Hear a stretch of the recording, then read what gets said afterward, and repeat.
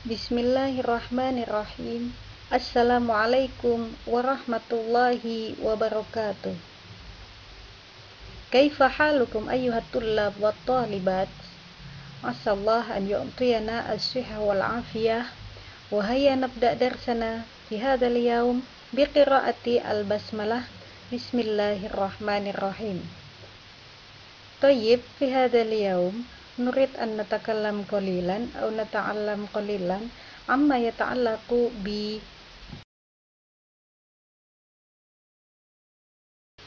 an-na'at wal man'ut wal idhofah. Jadi pada kesempatan yang sangat berbahagia ini kita akan membahas sedikit tentang an-na'at wal man'ut wal idhofah. Jadi apa yang dimaksud dengan an-na'at wal man'ut serta al-idhofah? Yang pertama yang akan saya bahas di sini adalah tentang an-na'at wal man'ut. Sebelum kita menuju ke pengertian, saya akan paparkan sedikit tentang contoh dari an-na'at wal man'ut supaya kita bisa sedikit mempunyai gambaran tentang seperti apa itu an-na'at wal man'ut. Tayyib, nandur ilal misal minan na'at wal man'ut. Kita akan lihat contoh dari an-na'at dan man'ut. Contoh yang pertama, al-jumlah al-ula, dhahaba al-talib al-mahir. Telah pergi seorang siswa yang pandai. Al-jumlah tsaniyah, dhahabat al-talibah al-mahirah. Telah pergi seorang siswi yang pandai. Dua isim yang terakhir itu dinamakan an-na'at wal man'ut. Jadi seorang siswa yang pandai itu adalah an-na'at wal man'ut. Jadi di situ ada kata benda yang menyebutkan seorang siswa dan ada al-mahir atau sebuah sifat pandai. Jadi di sini sudah ada gambaran sedikit tentang an-na'at wal man'ut. Kita menuju ke pengertian selanjutnya. Baik, dari contoh tadi kita bisa ambil sebuah pengertian lengkapnya tentang an-na'at dan man'ut. An-na'at adalah kata sifat yang merupakan segala sesuatu yang disebutkan di dalam kalimat setelah isim yang bertujuan untuk dapat menggambarkan keadaan yang sedang terjadi pada isim yang disebutkan. Sedangkan man'ut adalah isim yang disifati oleh na'at. Jadi secara ringkas, an-na'at itu adalah kata sifat yang mensifati benda sebelumnya, yang menggambarkan bagaimana sih keadaan benda tersebut. Makanya kita beri sebuah sifat. Sifat inilah yang kita namakan an-na'at. Sedangkan benda yang disifati itu disebut man'ut. Jadi an-na'at itu sifat, man'ut adalah benda yang disifati. Nakhtu ilal hukum, hukum an-na'at dan man'ut. Kita lihat di sini hukum an-na'at dan man'ut. Hukum yang pertama, bahwa an-na'at dan man'ut, sifat dan benda yang akan disifati itu harus sesuai dalam hal yang pertama adalah i'rab. I'rab itu adalah tanda yang ada di akhir sebuah huruf, apakah dia kasroh, apakah dia dhammah, atau apakah dia fathah. Contoh di sini al-misal, adhabu ilal masjidi al-kabiri. Saya pergi ke masjid yang besar. Di sini an-na'at dan man'ut. An-na'at adalah al-kabir, besar, sedangkan benda yang disifati atau man'utnya adalah al-masjid, masjid yang besar. Karena al-masjid ini didahului oleh huruf ila, huruf jar, dan huruf jar ini adalah mengkasrohkan isim setelah huruf jar tersebut menjadi al-masjidi, maka na'atnya al-kabir yang awalnya adalah al-kabiru itu harus mengikuti i'rab atau tanda akhir dari kata al-masjidi. Jadi kalau dia al-masjidi berarti al-kabir menjadi al-kabiri. Jadi hukum na'at yang pertama adalah harus sesuai dalam hal i'rab.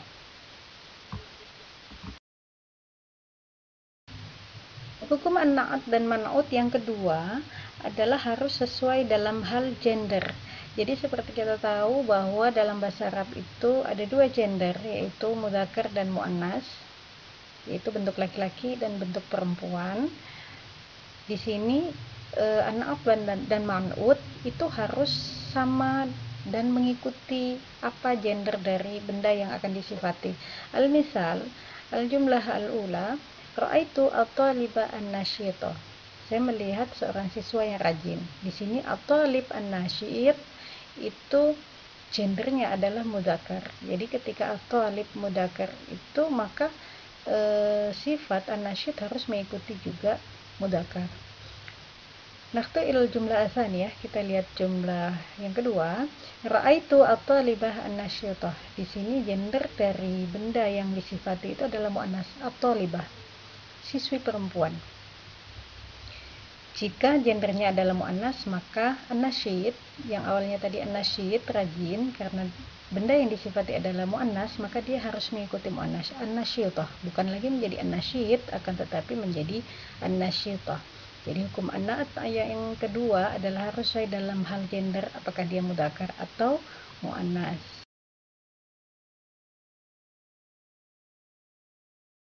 Selanjutnya kita lihat hukum an-na'at dan man'ut yang ketiga, bahwa an-na'at dan man'ut itu harus sesuai dalam hal adat atau jumlah. Jadi ketika sebuah benda yang akan disifati itu jumlahnya satu, maka si sifatnya juga harus mengikuti satu benda. Ketika dia dua benda atau lebih, maka sifat ini juga harus mengikuti jumlahnya. Kita lihat al-misal, ja'a at-talibani an-najihani. Telah datang dua orang siswa yang sukses. Jadi di sini at-talibani, huruf alif dan nun di akhir itu menunjukkan bahwa dia berjumlah dua orang. Maka sifat an-najih yang awalnya adalah an-najihun itu harus mengikuti jumlah siswa yang ada di isim sebelumnya. Jadi juga dia harus ditambahkan alif dan nun di akhir menyambung pada huruf terakhir an-najihani. Jadi kata awalnya adalah an-najihun, karena dia mengikuti isim sebelumnya maka dia menjadi an-najihan. Thayyib, nakhtu ila al-idhafah. Jadi kita akan beranjak kepada pembahasan tentang al-idhafah, karena tadi pembahasan kita ada dua, yaitu tentang an-na'at wal man'ut wal idhafah. Tadi an-na'at wal man'ut sudah saya jabarkan singkat pengertian dan contoh-contohnya serta hukumnya. Sekarang kita beralih pada pembahasan tentang al-idhafah. Seperti biasa, sebelum kita masuk ke pengertian al-idhafah, kita lihat dulu al-misal tentang al-idhafah atau contoh tentang al-idhafah. Contoh yang pertama, al-misal al-awwal, ra'isul fasli. Al-misal asani, qalamu zaidin. Inilah yang sedikit gambaran tentang al-idhafah. Bentuk idhafah seperti ini. Ada dua benda. Yang pertama ro'isu, dia tidak menggunakan alif lam, juga tidak bertanwin ro'isu. Padahal kalau kita lihat, kita ambil dari kata sebenarnya adalah ro'isun, tapi di sini ro'isu. Kemudian kalimat atau kata setelahnya al-fasli, dia memiliki atau menggunakan alif lam, serta harokat terakhir pada huruf kata kedua ini adalah kasrah. Kita lihat juga contoh yang kedua, qalamu zaidin, ada benda, dua benda juga. Yang pertama berharokat dhammah, yang kedua sebuah nama yang huruf akhirnya berharokat kasrah. Kita sudah ada bayangan seperti apa bentuk dari al-idhafah. Nakhtu ila at-ta'rif, atau lanjut kita ke pengertian.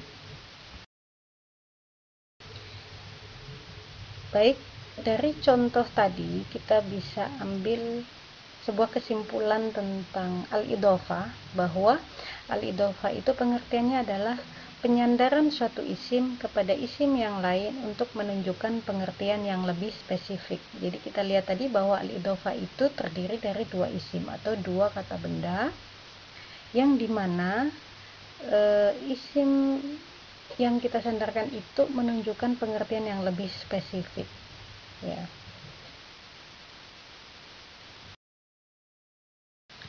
Atau secara sederhana, al-idhofah itu juga bisa diartikan penggabungan dua isim yang menyebabkan isim yang kedua dibaca jar atau dibaca kasroh. Tadi kita sudah memperhatikan bahwa ada dua isim yang pertama berharokat domah dan isim yang kedua berharokat jar. Kita lihat pada penjelasan dengan rinci setelah ini.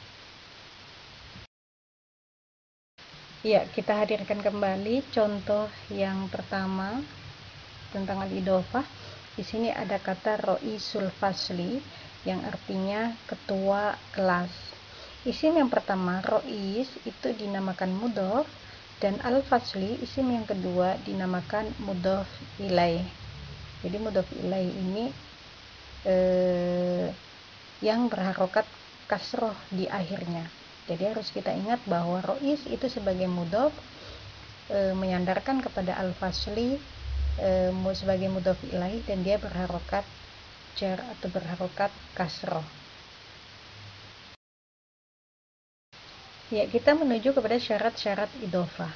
Jadi ketika kita membuat sebuah idhofah, ingin membuat sebuah idhofah, ada syarat-syarat yang harus dipenuhi. Bahwa mudhof atau isim yang pertama itu kita namakan mudhof tidak bertanwin. Jadi awalnya dia adalah ro'isun, ketua atau kepala, ya. Tapi karena dia akan dijadikan mudhof, maka dia harus menjadi ro'isu, tidak bertanwin. Ro'isu al-fasli, ketua kelas. Jadi idhofah ini menerangkan bahwa dia adalah ketua dari sebuah kelas. Jadi secara lebih spesifik kita jadikan ro'isul fasli atau ketua kelas. Jadi syarat yang pertama yaitu untuk mudhof tidak bertanwin. Jadi menjadi ro'isu dan bukan ro'isun. Syarat yang kedua dari idhofah adalah membuang nun mutsana atau jamak pada mudhof. Jadi mudhof itu ketika dia bentuknya musanna dua atau jamak atau lebih dari dua, biasanya kan ada nunnya. Maka di sini sebuah mudhof harus dibuang nunnya. Contoh kitaba Muhammadin. Awalnya kitaba itu adalah kitabani, tapi karena syaratnya harus dibuang nunnya maka menjadi kitaba Muhammadin. Dua buku Muhammad. Selanjutnya untuk jamak mudarrisu ma'hadin. Jadi kata awalnya adalah mudarrisuna bentuk jamak, karena harus dibuang nunnya maka menjadi mudarrisu ma'hadin. Guru-guru ma'had atau guru-guru pesantren. Seperti itu.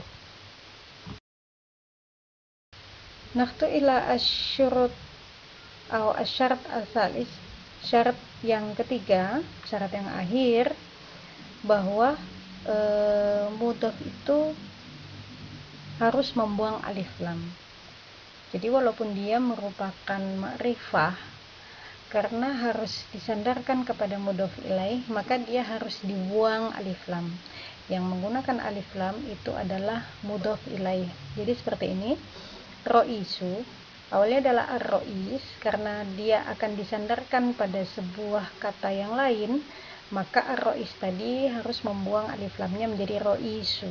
Dan yang mendapat alif lam adalah mudhof ilaih atau kata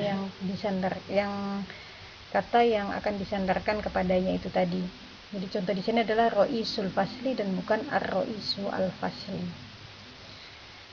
Mungkin ini penjelasan singkat tentang an-na'at wal man'ut dan idhofah. Mudah-mudahan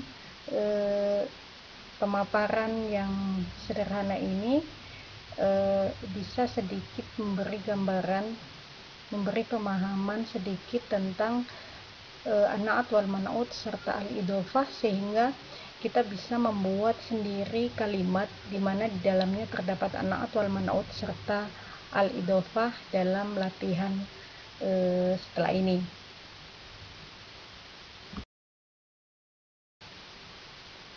Tayyib, iktafaitu huna asyarah. Mungkin penjelasan saya cukupkan sekian.